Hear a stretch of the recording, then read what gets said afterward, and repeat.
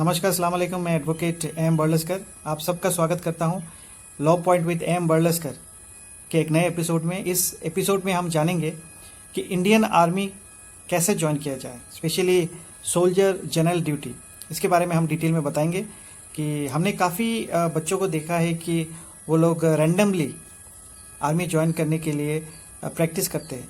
तो कोई भी एग्ज़ाम हो, चाहे आप इंडियन आर्मी ज्वाइन करें या मेडिकल ज्वाइन करें, इंजीनियरिंग ज्वाइन करें या कोई भी कम्पिटिटिव एग्ज़ाम ज्वाइन करें, उससे पहले तैयारी करना ज़रूरी है। और तैयारी करने से पहले ज़रूरी ये है कि उस एग्ज़ाम में जहाँ पे हम पार्टिसिपेट करने वाले हैं वहाँ का एग्ज़ाम स्ट्रक्चर क्या है, पहले ये जानने की ज़रूरत है।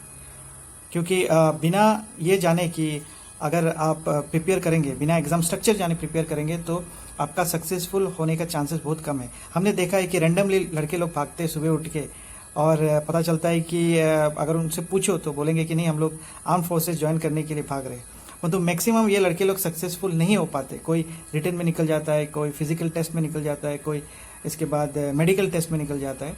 तो पहले ये समझिए कि जो एग्ज़ाम में, जो आर्म फोर्सेस का एग्ज़ाम है, स्पेशली इंडियन आर्मी, वहाँ पे अगर आप पार्टिसिपेट करने जा रहे हैं तो उस एग्ज़ाम का क्राइटेरिया क्या है, वो क्राइटेरिया पहले जानिए। इसके बाद आप प्रिपेयर कीजिए, तब आपका क्या होगा कि आपके सक्सेस होने का चांसेस बहुत बढ़ जाएगा। तो पहले हम डिस्कस करेंगे कि Indian army soldier general duty वो ज्वाइन करने का क्राइटेरिया क्या क्या होता है। पहला क्राइटेरिया ये है कि एक फिटनेस टेस्ट होता है, जहाँ पे आपकी फिटनेस का टेस्ट लिया जाता है। उसके कुछ क्राइटेरियाज होते हैं और जिसे हम कहते हैं फिजिकल फिटनेस टेस्ट, PFT। इसके बाद जो होता है वो कॉमन एंट्रेंस एग्ज़ाम, CEE, ये होता है जिसमें आपका रिटन में कुछ आपके एग्ज़ाम्स लिए जाते हैं, वो पास करना पड़ता है। और इसके बाद आखिर में वो होता है कि मेडिकल होता है।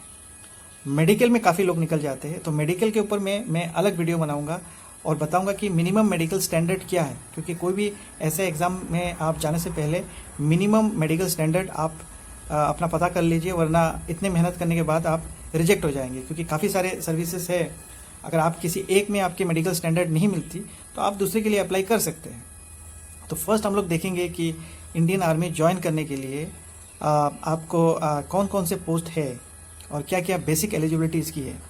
तो पहला होता है सोल्जर जनरल ड्यूटी, जिसकी मिनिमम क्वालिफिकेशन है क्लास 10, 45% मार्क्स चाहिए और हायर एजुकेशन वो आप 12 पास है, तो इसमें मार्क्स की ज़रूरत नहीं है। एज है 17.5 से 21 साल, इसके बीच में आप अप्लाई कर सकते हैं।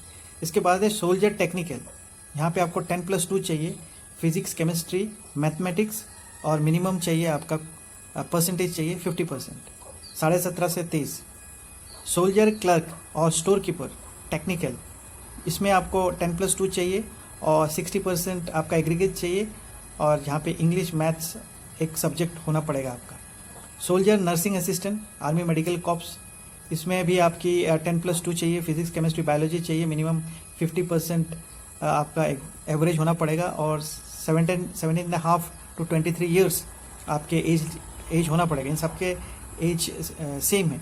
नेक्स्ट है आपका सिपाही फार्मा आर्मी मेडिकल कॉप्स, इसमें आपको 10+2 चाहिए और आपके डी फार्मा चाहिए विथ 55% मार्क्स, और डी फार्मा में आपका और बी फार्मा चाहिए, बी फार्मा होने से 50% भी चलेगा, और एज लिमिट है 19 से 25 ईयर्स उन लोगों के लिए जिनके पास डी फार्मा और बी फार्मा है। इसके बाद सोल्जर नर्सिंग असिस्टेंट वेटनरी जो है, उसमें भी 10+2 चाहिए, फिजिक्स, केमिस्ट्री, बायोलॉजी एक सब्जेक्ट चाहिए, 50% एग्रीगेट चाहिए, 17.5 से 23 साल इसकी एज है। Soldier tradesman simple matric pass चाहिए और मिनिमम एवरेज 33% मार्क्स चाहिए, और आपके एज लिमिट है 17.5 से 23 साल, 17.5 से 23 साल। Soldier tradesman, mess keeper, house keeper, इसके लिए 8 पास काफ़ी है और उम्र होना पड़ेगा 17.5 से 23 साल। तो हम अब आपको बताएंगे कि देखिए, इंडियन आर्मी ज्वाइन करने के लिए 3 कैटेगरी से आपको गुजरना पड़ता है। पहला है आपके फिजिकल फिटनेस टेस्ट, इसमें आपके 1.6 किलोमीटर आपको दौड़ना पड़ेगा, जिसमें टोटल 60 मार्क है। और दूसरा है पुल अप्स ऑन बीम, आपको पुल अप्स करने पड़ेंगे आपको।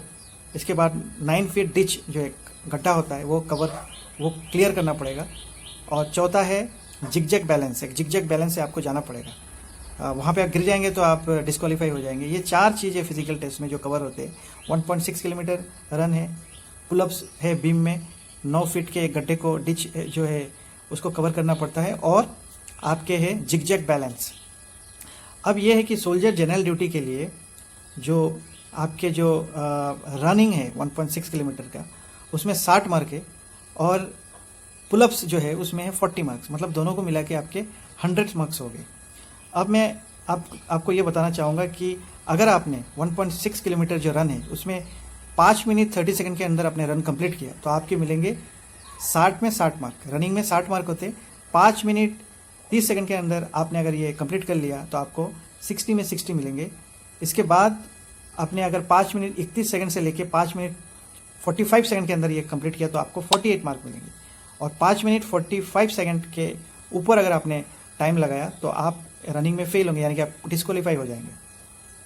इसके बाद पुलअप्स में भी सेम है, उसमें 40 मार्क है, और अगर आप 6 पुलअप्स मारते हैं, पुलअप्स ऑन बीम जो 6 मारते हैं तो उसको 16 मार्क मिलेगा, 7 मारते हैं 21 मिलेगा, 8 मारते हैं तो 27 मार्क मिलेगा, 9 मारते हैं तो 23 मार्क मिलेगा, और 10 मारते हैं जो पुलअप्स होता है बीम के ऊपर जो आप करते हो, तो अगर 10 मार पाते हैं तो डेफिनेटली आपको 40 मार्क मिलेगा। तो मिनिमम आपको 6 मारने ही पड़ेंगे, 6 मारने ही पड़ेंगे। इसके बाद आपके जो होता है वो फिजिकल टेस्ट के बाद आपके कॉमन एंट्रेंस एग्ज़ाम होता है, एक थियोरेटिकल एग्ज़ाम लिया जाता है, वहाँ पे 2-3 सब्जेक्ट के ऊपर आपके एग्ज़ाम लिए जाएंगे। फिजिकल टेस्ट के बाद इसके बाद आपका एक रिटन टेस्ट लिया जाएगा, और उस रिटन टेस्ट के बाद आपके एक मेडिकल टेस्ट लिया जाएगा। इन तीनों को क्वालिफाई करने के बाद आपको इंडियन आर्मी आप ज्वाइन कर सकते हैं। तो मुझे उम्मीद है कि ये वीडियो आपको अच्छा लगा होगा, और डिटेल में अगर आप जानना चाहते हैं तो डेफिनेटली इस वीडियो के नीचे आप मैसेज करिए, डेफिनेटली मैं और डिटेल वीडियो लेके आपके पास ज़रूर आऊँगा। धन्यवाद, जय हिंद।